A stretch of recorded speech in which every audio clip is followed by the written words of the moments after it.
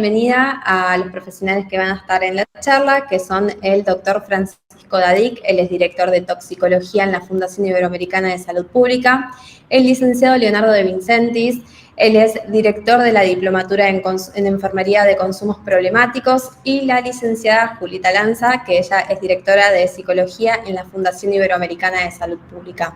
Primero les quiero aclarar que, tiene certificado de asistencia a este webinar, pero para que les llegue, tienen que cumplir con el 70% de la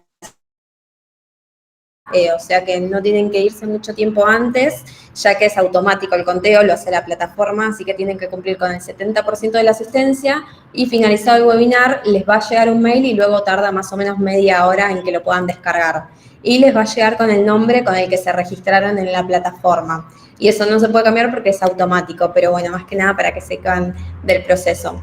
Así que ahora sí, muy bienvenidos a todos y damos comienzo a este webinar. Bueno, bienvenidos. Gracias a todos por la participación en este webinar, que vamos a trabajar y vamos a tocar un tema muy importante, que es el de los consumos problemáticos. Importante y actual, ¿no? Uno cuando mira un poco el marco de situación y analizamos un poco lo que pasa en el mundo y lo que pasa en Argentina, vemos un crecimiento exponencial de esta problemática. No solamente en lo que atañe a lo que son sustancias psicoactivas, lo que se conoce como drogas, o drogas de abuso, sino también con lo que tiene que ver con los consumos digitales y con los consumos de otro tipo que también llevan a tener un problema, ¿no? Un consumo de tipo problemático. Para tener una noción, una idea en relación, por ejemplo, a lo que son las sustancias psicoactivas, lo que es el consumo de drogas, las proyecciones para futuro, cuando miramos los datos de los organismos internacionales como la Organización Mundial de la Salud y demás, son que aumenten todavía más. De hecho, para el 2030 se prevé un aumento de más del 11% en relación al consumo. Y a mi entender, esto es un dato que está por debajo, encima del radar. Yo creo que es todavía muy superior. Lo que pasa es que estadísticamente en países con menores capacidad quizás de registro, no hay tanto control, pero es muy superior. Porque nosotros lo vemos en la práctica, ¿no? A mí me toca, por mi especialidad, por ser médico y toxicólogo, atender pacientes y vemos cosas que quizás antes no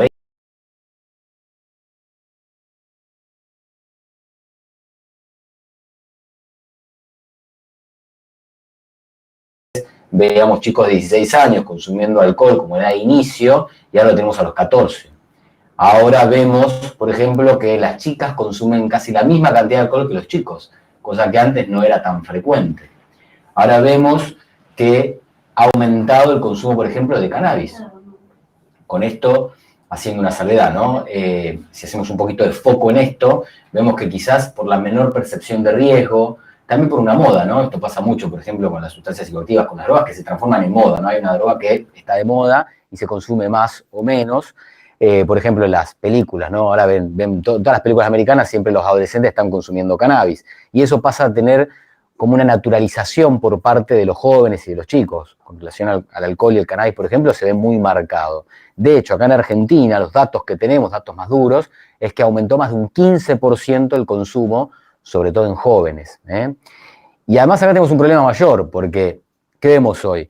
Que el cannabis tiene concentraciones muy superiores de THC de lo que tenían antes. Y esto tiene que ver con mejoras en el cultivo de aquel que hace el cannabis, o sea, la marihuana, y también con todo lo que tiene que ver con el universo de los cannabinoides sintéticos. Y estamos viendo muchos trabajos y muchas publicaciones que muestran mucho daño en esa persona por el consumo de cannabis en esas concentraciones tan altas de THC, ¿eh? Pero no nos quedamos solamente ahí. Para tener una idea, hay más de 500 nuevas drogas por año. O sea, esos son datos del Observatorio de Drogas Europeo. Si yo probablemente les pregunto a ustedes, díganme drogas que conocen o sustancias psicoactivas que conocen, me van a mencionar 5 o 6, ¿no? Que son las más comunes. Y sin embargo, hoy ya estamos hablando de más de 1000. Dato, más de 1000 sustancias psicoactivas. Lo que esto plantea como desafío para toda la comunidad y para toda la comunidad médica, ¿no? Porque esto implica, con todo el tema de las drogas sintéticas, se hacen en forma clandestina, se hacen en forma muy rápida y tienen mucho impacto, sobre todo lo que son el tipo estimulantes, como los derivados del éxtasis y similares. Ahora está el TUSI, hay un montón otras dando vuelta que por tiempos de la presentación no nos vamos a poner a explicar demasiado, pero es algo que viene creciendo mucho y que genera daño no solamente en la persona que las consume, o sea, daño en el consumidor, sino también en la familia, ¿no?, de esa persona que tiene un consumo problemático y también en el ambiente social, porque quizás esa persona que consume sufre un daño por el consumo, o una insuficiencia cardíaca, o un infarto, o un daño físico por tirarse de un tercer piso en un contexto de alucinaciones o paranoia, y eso genera a su vez una incapacidad, que también sobrecarga el sistema de salud pública. O sea, es un combo esto explosivo que va generando mucha atención desde todos los organismos nacionales e internacionales para tratar de revertir, ¿no?, esta situación.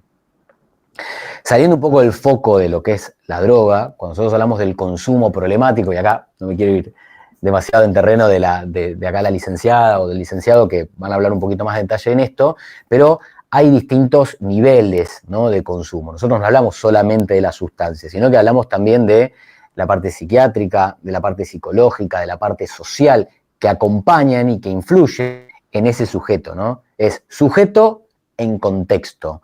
Y la droga es un elemento más dentro de ese contexto, ¿no? Y por supuesto hay niveles de consumo, ¿no? Leve, moderado, grave, hay como distintas clasificaciones que van surgiendo a medida que va evolucionando la evidencia sobre esta materia.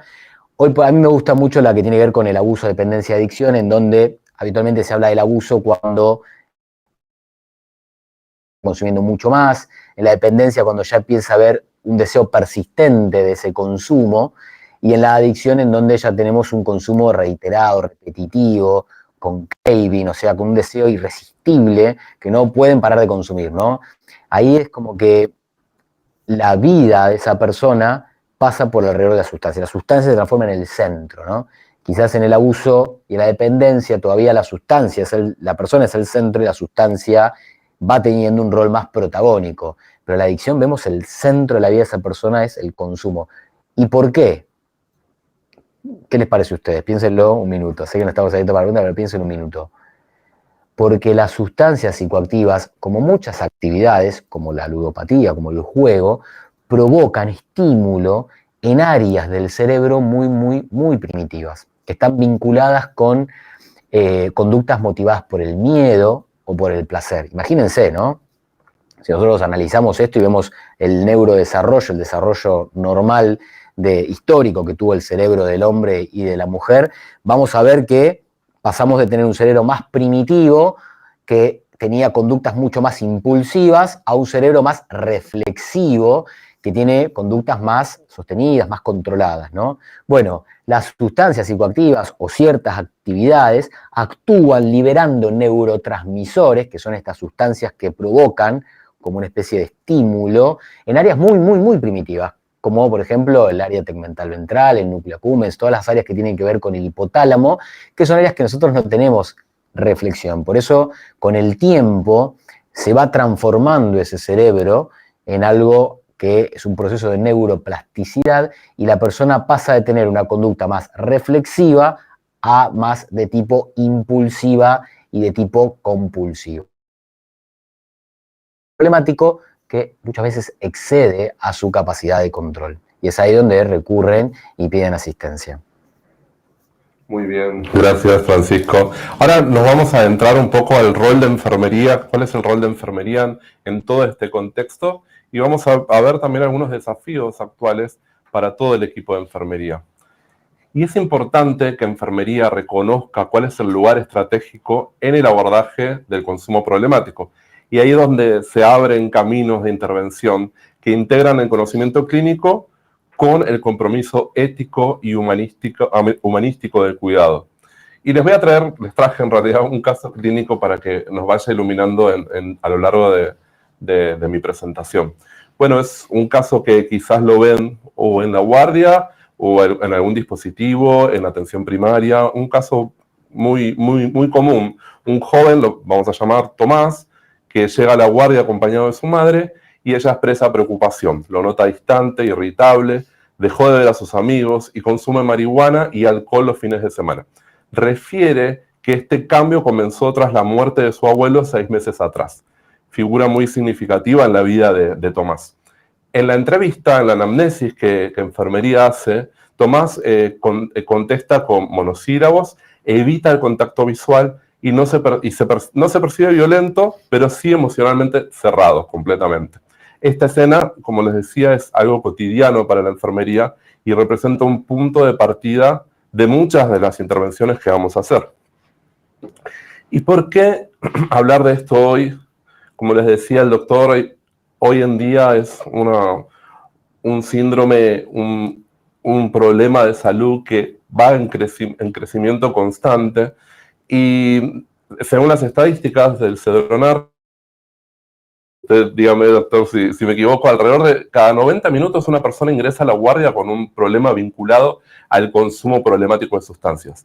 Y es importante que enfermería esté capacitado para poder recepcionar a estos pacientes, principalmente adolescentes, en donde estas situaciones se vinculan muchas veces con duelos, abandono escolar, desregularización emocional y falta de acompañamiento por sobre todas las cosas. Ahora lo vamos a ver, que les traigo unas teorías y modelos de enfermería que siempre lo hago para poder iluminar todo nuestro espacio de pensamiento, por un lado, y después toda la acción que hacemos desde enfermería. Sí, como muy bien decís vos, o sea, cada vez más frecuente en las guardias esto, con cuadros de excitación psicomotriz muy agresivos, muy quizás verborrágicos, violentos, en el contexto del consumo de alguna sustancia estimulante, quizás nueva, ¿no? O con cuadros de alucinosis, o con cuadros, por ejemplo, de paranoia, ¿no? Se van surgiendo distintos momentos en lo agudo. Y además de eso tenemos todo lo que tiene que ver con la parte del consumo crónico, que también genera un impacto en la salud y en ese grupo social, ¿no? Que es lo que estaba mencionando con el caso de Tomás. Totalmente, y esta es la razón por la cual nosotros tenemos que estar cada día más capacitados y más que esto va en aumento. ¿Y qué nos dicen los datos? Bueno, el consumo de alcohol, marihuana y psicofármacos no recetado aumentó significativamente entre la franja de 12 y 18 años, como decía el doctor. Esto es un dato post pandemia. Y el 40% de los adolescentes atendidos en guardia por consumo no tiene seguimiento en salud mental. Y más del 10% recibe educación preventiva en espacios de salud. Bueno, hay una ausencia de estrategias integrales que hace que los adolescentes, como Tomás, se encuentren en estados de alta vulnerabilidad. ¿Y qué hace enfermería desde la atención primaria? En contextos de atención primaria y hospitalaria, la prevención puede darse encuentro clínico, en este primer encuentro que va a tener el enfermero con el paciente. Y en el caso de Tomás, la simple disponibilidad emocional para poder escuchar sin juzgar ya constituye un acto preventivo. La enfermería puede captar señales de alarma que quizás otros profesionales que no cuentan con el tiempo de enfermería cerca al paciente los pasan por alto, no lo ven. Y bueno, estos son cambios conductuales, aislamiento, reacciones afectivas desbordadas y el consumo como algo anestésico para tapar el dolor, para tapar lo que sienten. Sí, y esto que mencionás que es muy importante, que es la primera escucha, quizás es una herramienta central en la terapéutica y sobre todo en la detección de un consumo problemático. Esa primera escucha, esa escucha que dice, che, esto puede haber un problema acá, ¿no? Ya eso es un gran avance en la terapéutica del consumo, porque ya podés ahí detectarlo, prender la luz y, bueno, es el primer paso, ¿no? Para poder avanzar, así que, sí. Excelente. Y después cuando ya está en un nivel secundario o terciario, el abordaje debería incluir, obviamente, la evaluación del estado físico y mental, signos vitales, niveles de conciencia, si existe o hay un riesgo potencial suicida. Y bueno, esto también nos va a llevar a poder derivar el paciente a un equipo donde un psiquiatra y un psicólogo puedan acompañarlos. Y la contención emocional en este momento es básica, porque de alguna manera vamos a contener al paciente y siempre sin invadirlo, sin llegar a la confrontación. Y esto es un trabajo coordinado con la familia, también con la escuela, con el equipo de salud, con el dispositivo que también va a recibir y va a contener a futuro este paciente. Y ahora lo llevo a un espacio más de reflexión en donde las teorías y modelos de enfermería ocupan un lugar importante.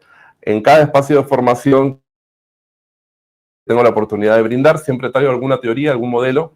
Hoy les traigo 3, no quiero entrar mucho en el tema de quiénes son ellas, las teoristas, pero simplemente para contextualizar, una es Afaf Malays.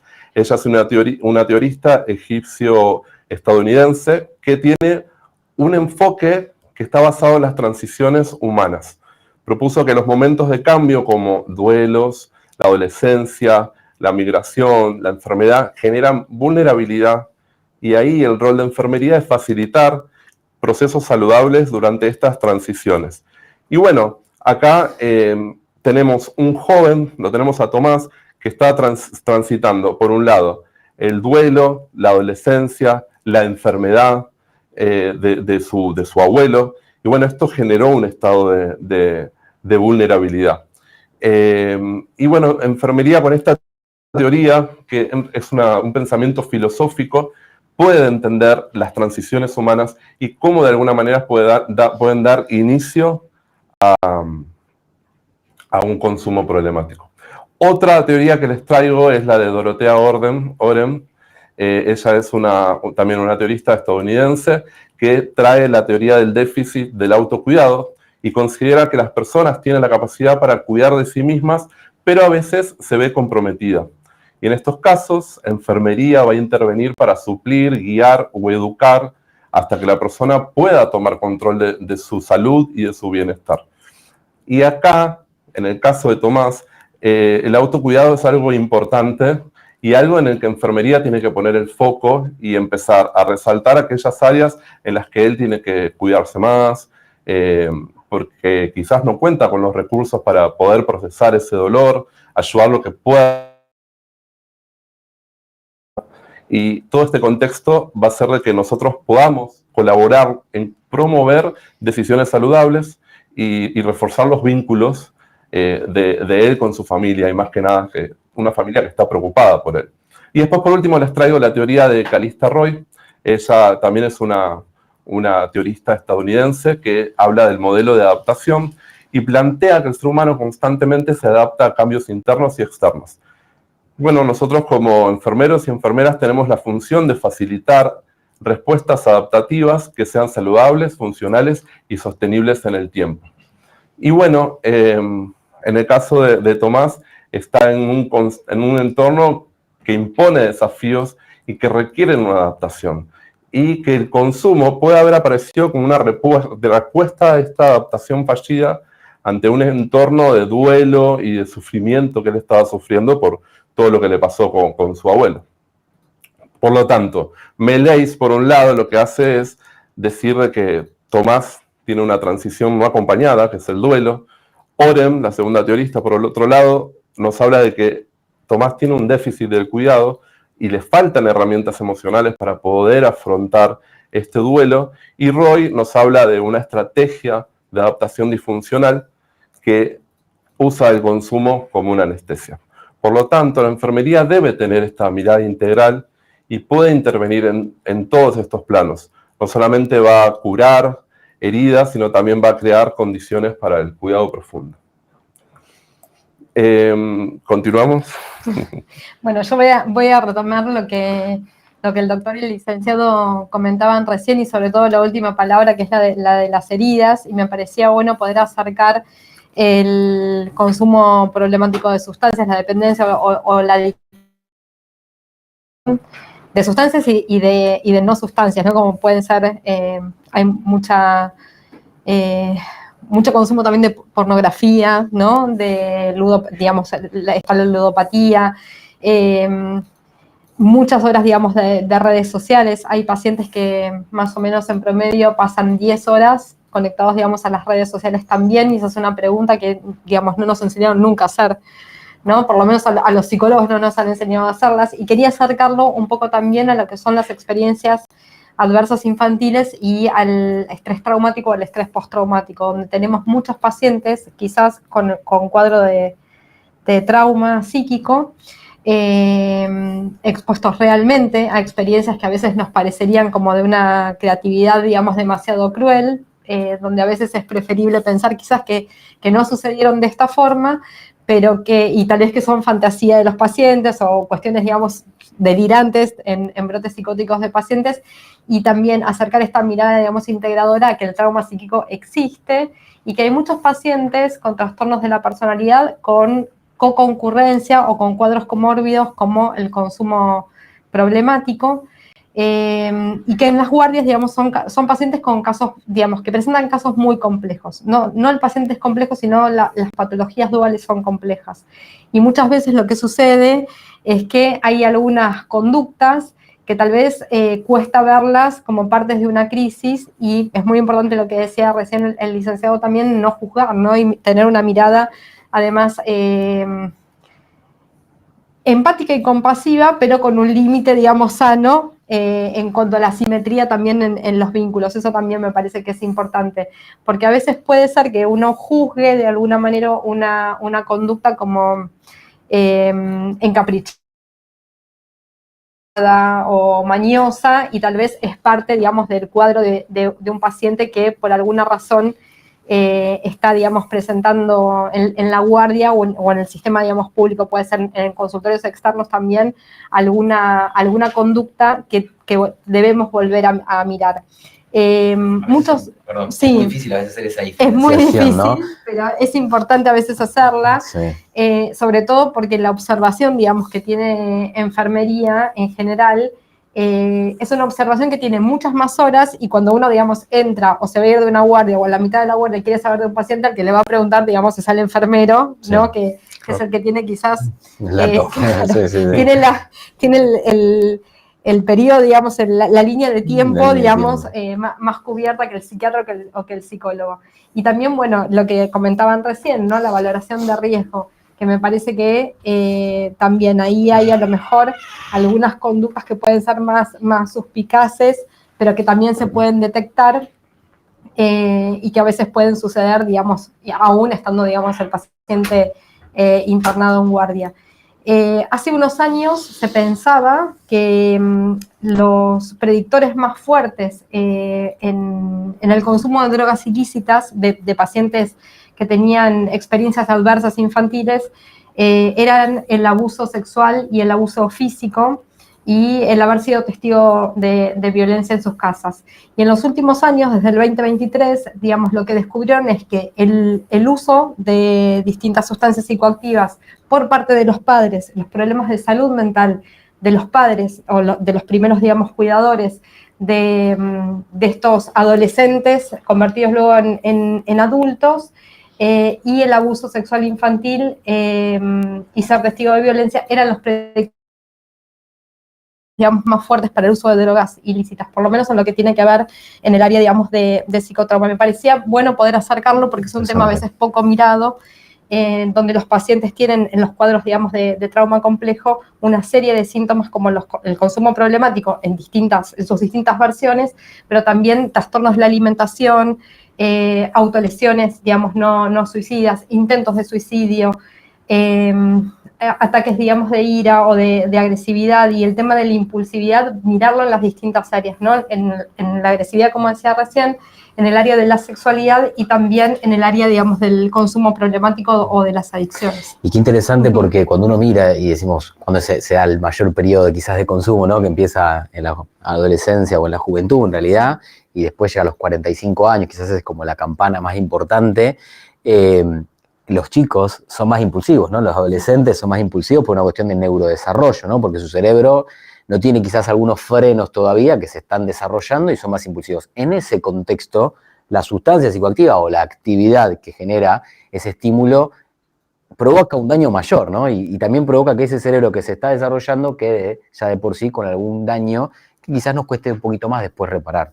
De hecho, más del 50% de las personas con consumo con adicción en el mundo comenzaron el consumo en la adolescencia y en la niñez. En la adolescencia, sí, y en la niñez. Y una de las cuestiones, digamos, que genera el trauma psíquico es justamente por la incontrolabilidad que supone vivir realmente una experiencia sobreabrumadora, ante la cual uno está indefenso y es absolutamente, digamos, vulnerable, es la impulsividad como contracara, pero después en las secuelas de esa impulsividad no solo está la impulsividad como síntoma, digamos, transversal, como puede ser digamos, el consumo de sustancias, sino lo compulsivo, ¿no? Poder, quizás más para los psicólogos, pero también como equipo, digamos, integral de salud, en salud en general, me parece también poder mirar cuál es el estado el estado, lo llaman estado de sentimiento positivo, cuál es ese estado que uno busca detrás de la sustancia, ¿no? Claro. Más allá de la sustancia y poder ver para qué alguien la consume, que hay autores que dicen que no es aleatorio, ¿no? Uno busca anestesiar o uno busca hiperactivar, digamos, algo por momentos, sino que hay detrás, ¿no? Como sentimiento de grandiosidad, de control, de poder. Me parece que ese también es otro tema que también es importante. Sí, súper interesante a ver, ¿no? El tema del placer, que siempre está vinculado con alguna actividad y con alguna cuestión de la crianza, del contexto. Por eso decimos sujeto en contexto, y es muy bueno esto que mencionás, la palabra integridad, creo que los dos la mencionaron, que es súper importante porque a ver, el consumo problemático es complejo de tratar y requiere una participación activa de muchos sectores, ¿no? O sea, requiere de mucha intersectorialidad, o sea, de mucha participación conjunta, ¿no? Porque hace a un consumo que es complejo. Así que, nada, eso lo quería dejar como dato también, ya que estabas comentando.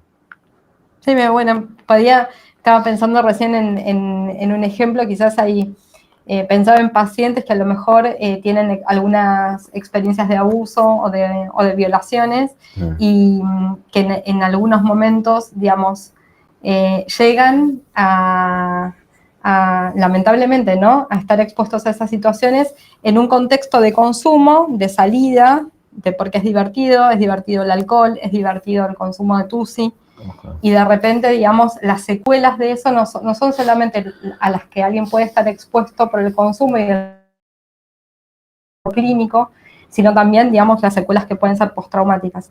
Y en relación a este ejemplo en particular, podría detrás de eso haber una necesidad de reconocimiento, de ser mirado, de no ser invisible, pero como no controlo esa situación, lo planteo como un escenario, digamos, de venganza hacia los que quiero, entonces consumo, me expongo, salgo, no importa nada, hasta que, bueno, algo, digamos, genera que sí, digamos, es importante hacer un tratamiento, digamos, y frenar con ese derrotero de situaciones. Pero me parece esto, ¿no?, que muy pocos adolescentes son conscientes del riesgo clínico, ¿no? Sí, creo que eso también es importante. Tal cual, yo siempre que hablo de estos temas tocamos como dos grandes momentos, ¿no? El riesgo clínico agudo del consumo, ¿no?, de la sustancia per se, o sea, vamos a suponer el éxtasis, que es muy arritmógeno, o sea, provoca muchas alteraciones del ritmo del corazón, sobre todo ahora estamos hablando de pastillas que tienen concentraciones mucho más altas que antes de la sustancia, ¿no?, que se sigue conociendo como éxtasis, y que son mucho más cardiotóxicas, ¿no?, y provocan más daño al corazón, o provocan síndrome serotoninérgico, que es otra de las grandes complicaciones, que también es una de las cosas que pueden verse en una guardia, por ejemplo, que el enfermero idealmente debería saber, debería conocer todo el equipo de salud, porque tiene una alta mortalidad si no se trata adecuadamente, ¿no? Por decir éxtasis, después tenemos cocaína, tusi, un montón, hablamos de 1000, ¿no? Y así cada una tiene su acción en el organismo. Y después el efecto que provocan también a nivel crónico, ¿no? O sea, que provoca esto que el día de mañana puede llevar a conductas más impulsivas, puede llevar a tener menor capacidad de reflexión, puede llevar a dificultades de tipo cognitivo, y ni hablar de que si se consume sostenidamente afectar al corazón, al riñón, al hígado, ¿no? El famoso cirrosis por alcohol, etcétera, etcétera. Sí. Bueno, no sé si vos querías agregar algo. No sé, continúa. No, bueno, yo solo decir que hay algunos, digamos, tratamientos que son específicos para el estrés postraumático y que tienen también algunos protocolos para lo que es el consumo, digamos, problemático, pero que, bueno, siempre se trabaja, digamos, en equipo, ¿no? No hay manera de trabajar si no es interdisciplinariamente, digamos, en salud, ¿no? Y el acompañamiento, que es fundamental. Uno dice, ¿qué medicamento le das? ¿No? A mí me pasa mucho como médico. ¿Y qué psicofármaco le das? No, para. El psicofármaco es ¿no? Sí, una benzodiazepina puede funcionar para un anticonvulsivante para bajar la compulsividad, pero esto se acompaña de tratamiento psiquiátrico, de tratamiento psicológico y de un acompañamiento terapéutico del paciente, ¿no? Acompañarlo en todo este proceso, que es un proceso complejo que requiere mucha comunicación, mucho seguimiento. Excelente. Tenemos un espacio de preguntas. Y bueno, ya estuvieron haciendo algunas, aprovechamos este momento para contarles de que la Fundación Iberoamericana de Salud Pública tiene una diplomatura para enfermería Y justamente es una de las preguntas, si estos temas van a estar en la diplomatura. Sí, van a estar estos temas y muchos más. También me preguntan específicamente a mí cómo era el nombre de la teorista egipcio-norteamericana. Ella es Alaf Meleis, que bueno, es de la teoría de las transiciones. Y acá hay otra pregunta que estuvimos justo hablando de esto hoy. El huevo o la gallina. ¿Por el consumo de drogas se despiertan sí o sí trastornos mentales? ¿Querés responderla? Que justo hablábamos de eso. En realidad el consumo, digamos, el consumo problemático en general es un desorden, es un trastorno, digamos, de salud mental que puede coexistir y sobresolaparse con otros trastornos, lo que sería una patología dual o cuando hay cuadros, digamos, comórbidos que pueden, digamos, cursarse juntos. Siempre es en una personalidad, digamos, previa.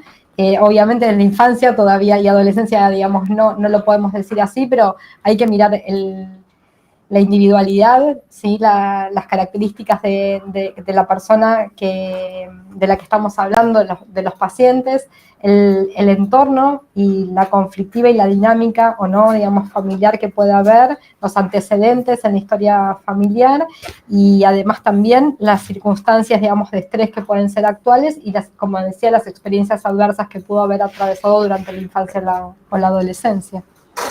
Bien. Nos preguntan también qué diplomaturas ofrecen referidas al tema.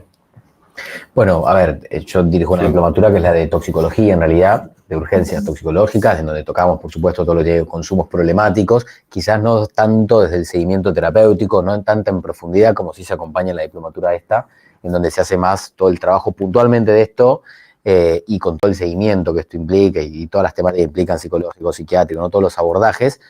En la de toxicología es más sobre, en realidad, las sustancias psicoactivas, las drogas y los efectos que provocan en agudo y en crónico, apuntadas más que nada a la esfera de salud, ¿no? Y después, acá tengo entendido que hay muchas diplomaturas en este sentido, o sea, se van trabajando y se van desarrollando más porque, como es un tema muy creciente y muy solicitado, bueno, tratamos de llevar la mayor información posible. Bien, acá tenemos una pregunta interesante, bueno, igual que todas. Consulta, ¿el consumo de cannabis a lo largo del tiempo te produce algo en tu sistema nervioso? Sí, para arrancar provoca algo que está recontra evidente, hay mucha evidencia científica que se llama el síndrome amotivacional. O sea, la pérdida de deseo de la vida cotidiana, ¿no? Tener amigos, tener familia. Yo siempre pongo el mismo ejemplo, hay un dibujito, para los que son más viejos, Bits and Bugs, que se llamaba, que estaban en un parque todo el tiempo riéndose y mirándose y no hacían nada más. Bueno, está muy bien representado. O sea, se da mucho esa situación. Y después puede provocar también cuadros de paranoia, puede provocar en consumos elevados, sobre todo en concentraciones altas, y si hay cierto trastorno de la personalidad previa, desórdenes de la esfera psiquiátrica, o sea, psicosis aguda y otros, ¿no? Después, no sé, la esfera quizás psicoafectiva, no sé si quieres contar un poquito más también. Agregarle a lo mejor la dependencia en los vínculos interpersonales, ¿no? Digamos, cuando hay trastornos de la personalidad, como puede ser el trastorno límite de la personalidad, el consumo de sustancias, digamos, también tiene detrás como la dependencia afectiva y la conflictiva y la labilidad emocional, ¿no? Que tiene el cuadro, pero sí, mirarlo 2 veces. Sí. Bien, al doctor, ¿cuáles son las secuelas más vistas en guardias por sobredosis? Podría estar hablando hasta pasado mañana. Sí, estamos resumiendo todas las respuestas porque son muy largas. A ver, lo más habitual es que los pacientes se presenten con 2 grandes síndromes, que es un síndrome simpático-mimético, se conoce, que es un cuadro de excitación psicomotriz, marcada agresividad y violencia y demás, que se da por los estimulantes, cocaína, por ejemplo, que es lo más representativo, y otros, éxtasis, tusi o algún otro estimulante, ketamina, que puede tener un efecto también de despersonalización y euforia. Y después el síndrome sedativo hipnótico, que es que esté dormido, ¿no? El paciente venga como dormido y que lo despertás y está como más perdido, que eso pasa, por ejemplo, con el alcohol, que es muy frecuente, y con las benzodiazepinas y todos los psicofármacos. Benzodiazepinas, anticonvulsivantes y demás, que por su ingesta o por el contexto del consumo, los consumen, se pueden presentar. Después de eso tenés cuadros de alucinosis, hay muchos distintos, podríamos estar hablando 1 hora, así que resumidamente son esos 2. Pero siempre, digamos, un paciente en guardia bajo consumo o policonsumo de sustancias, siempre es paciente clínico primero, por la intoxicación. Primero se descarta la intoxicación y se desintoxica cuando está intoxicado en forma aguda y después sí comienza el abordaje terapéutico de su deshabituación de consumo. Bien, perfecto. Una pregunta así general, la respondo yo. ¿La diplomatura se puede hacer a distancia? Sí, se puede hacer a distancia. Es asincrónica, con clases en vivo, que se cursa los sábados, así que la respuesta es que sí, se puede hacer a distancia. Tenemos más. Desde la psicología, ¿cómo se aborda en los hospitales para calmar a una persona con consumo? En realidad, como mencionábamos recién, primero, digamos, valorar el riesgo clínico, ¿no? Que intoxicación, preguntar con qué. Muchas veces no se sabe, digamos, en una guardia qué consumió o qué cantidad, digamos, de X sustancias consumió, digamos, un paciente.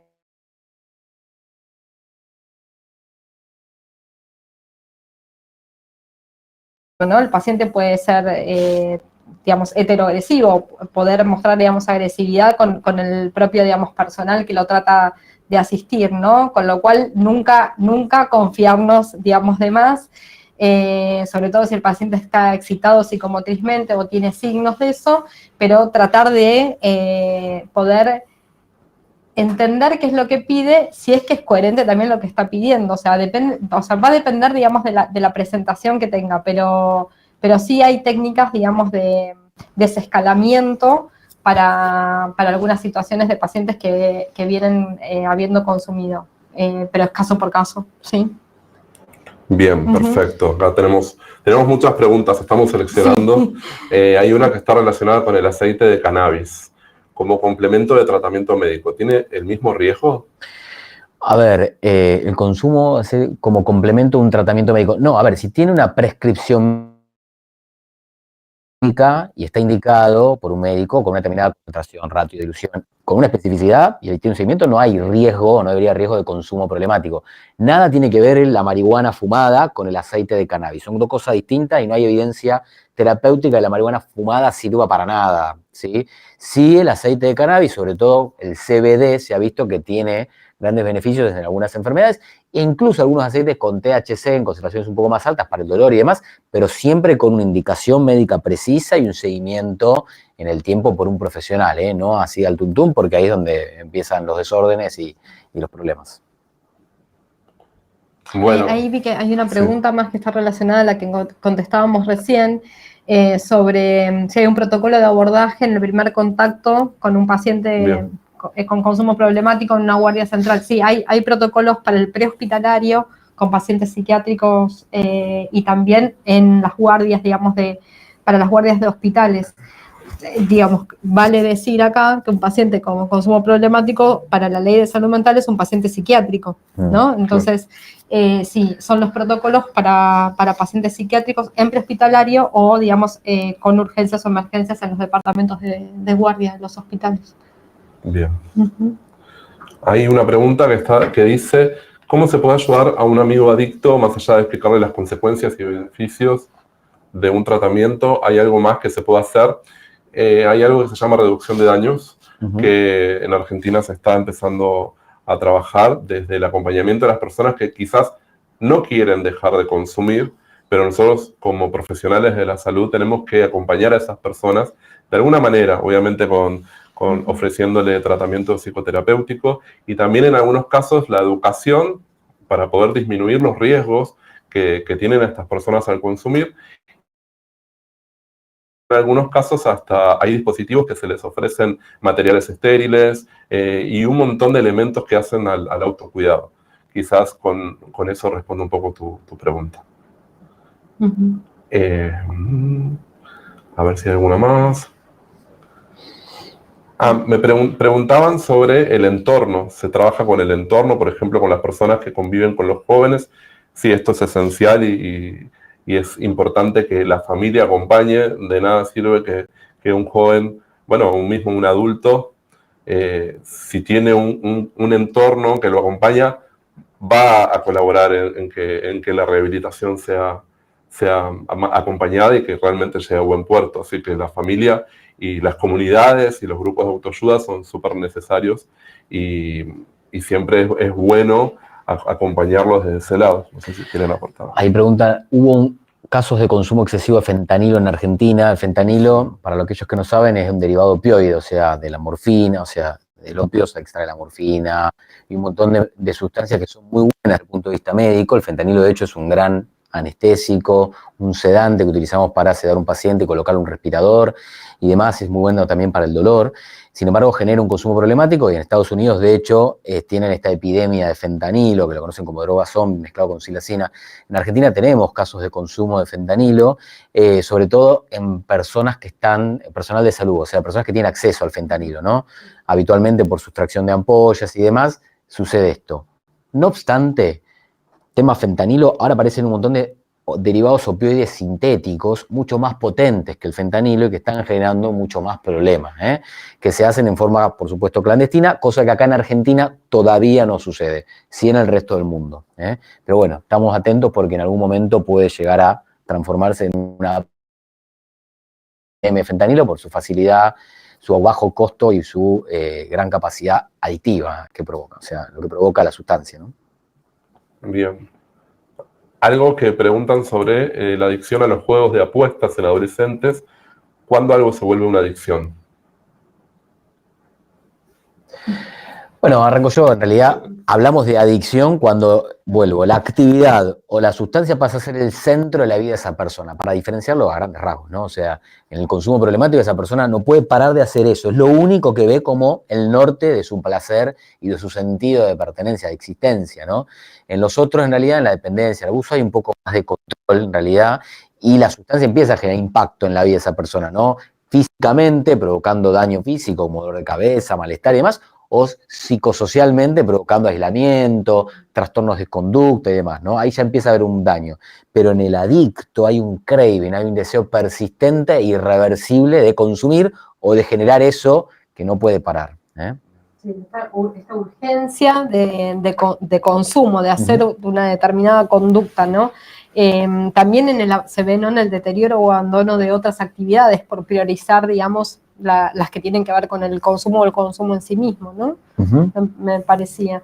Y hablando, digamos, del acceso de algunas sustancias, quizás también es bueno poder generar como cierta conciencia en el personal, digamos, de salud, como en la enfermería también, sobre las cuestiones que tienen que ver con la propia salud mental de los profesionales, ¿no? Sí. Me parece que también esto, digamos, el consumo problemático es transversal, digamos, a cualquier característica poblacional o poblaciones específicas que queramos, digamos, determinar. Así que, bueno, ser conscientes también de eso.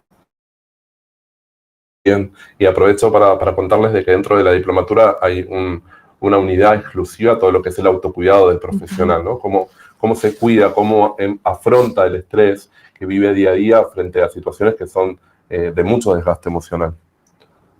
Tal cual. Bien, con respecto al estado de sentimiento positivo, ¿podría volver a explicarlo? Sí, que detrás, digamos, de la sustancia o de la droga de la que se trate, en realidad las personas buscan un estado, sentir un determinado estado, volver a sentirse de una determinada manera.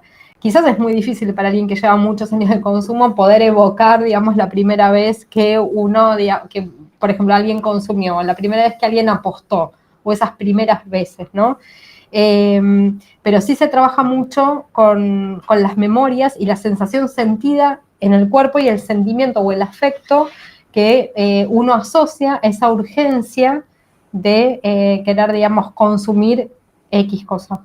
Y se trabaja mucho desde el modelo EMDR, que es el de reprocesamiento y de sensibilización de movimientos oculares, puntualmente sobre la urgencia en la adicción, ¿sí? Y también en la evitación, porque muchas veces también se da el consumo, ¿no?, en contextos donde uno evita, como vos decías, ¿no?, poder sentir un determinado afecto en general. El estado de sentimiento es el sentimiento, pero en este, digamos, estado o en ese estado que yo busco, al cual busco volver a acceder, ¿sí? Ok, excelente. Bueno, ¿tenemos tiempo para alguna pregunta más? Bien. Hay un montón de cuestiones y preguntas que son muy teóricas y las mismas se van a poder responder en diplomatura. Tomo una pregunta más que preguntan, ¿cuándo podría decirse que el consumo de marihuana es excesivo? Una estudiante de enfermería tiene una conocida que a veces escucha que consume para no sentir ansiedad.